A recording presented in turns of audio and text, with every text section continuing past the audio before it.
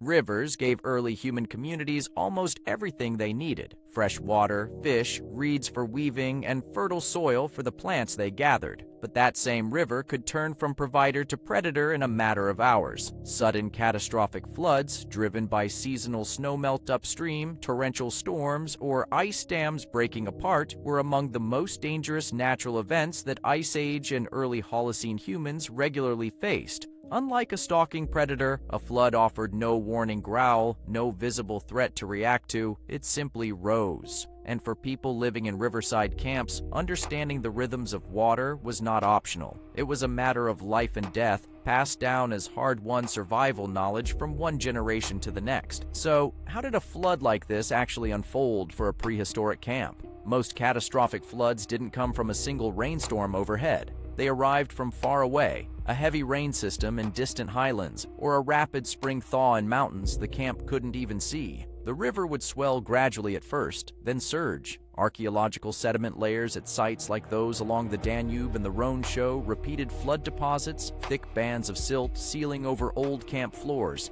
evidence that communities were caught off guard more than once before they adapted. This is really the starting point for understanding flood survival. It was rarely instantaneous. There was usually a window, sometimes hours, sometimes only minutes, and how a group used that window determined everything.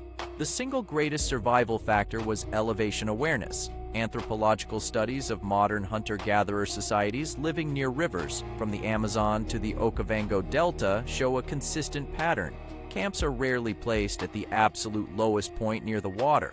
Instead, groups favor slightly raised terraces, natural levees, or ground near rock outcrops, even if it means a longer walk to fetch water. This wasn't guesswork. It was accumulated generational knowledge about how high the water had risen before, remembered through oral tradition, storytelling, and quite possibly early marks or signs left on trees and stones. That memory of the landscape's history was, in many ways, the first flood warning system humanity ever had. Reading nature's own warning signs mattered too.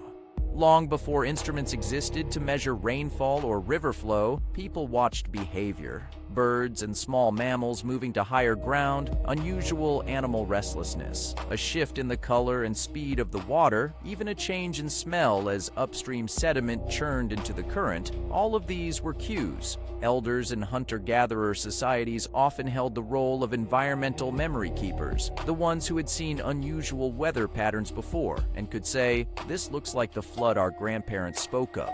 This is a recurring theme in prehistoric survival more broadly. Technology mattered, but pattern recognition and inherited experience mattered just as much, if not more. When the water did rise fast, evacuation itself required speed and organization.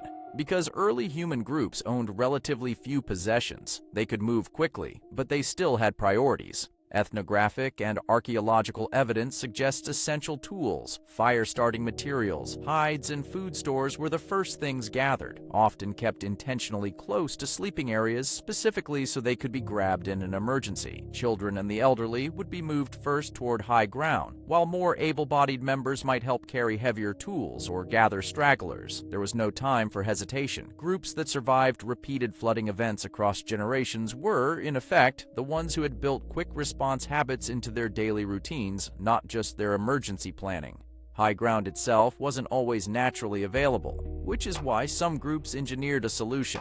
Archaeologists have found evidence of deliberately raised earthen platforms and stone-based hut foundations in flood-prone regions of the Neolithic Near East and parts of prehistoric Europe, essentially early flood defenses. Even simple choices, like building shelters with a slightly elevated floor of packed earth or storing food supplies in raised or waterproofed containers, reduced catastrophic losses. This is one of the clearest cases of early humans adapting their built environment specifically around a recurring natural threat, rather than simply reacting to it after the fact. Prevention was already becoming part of survival strategy tens of thousands of years before written history. The aftermath of a flood brought its own challenges. Freshwater sources could become contaminated, familiar hunting grounds might be swept clean of game, and stored food could be lost entirely. Survivors often had to relocate temporarily, relying on stored knowledge of alternative resource sites. A second choice camp, a known berry patch, a place where fish gathered in calmer waters.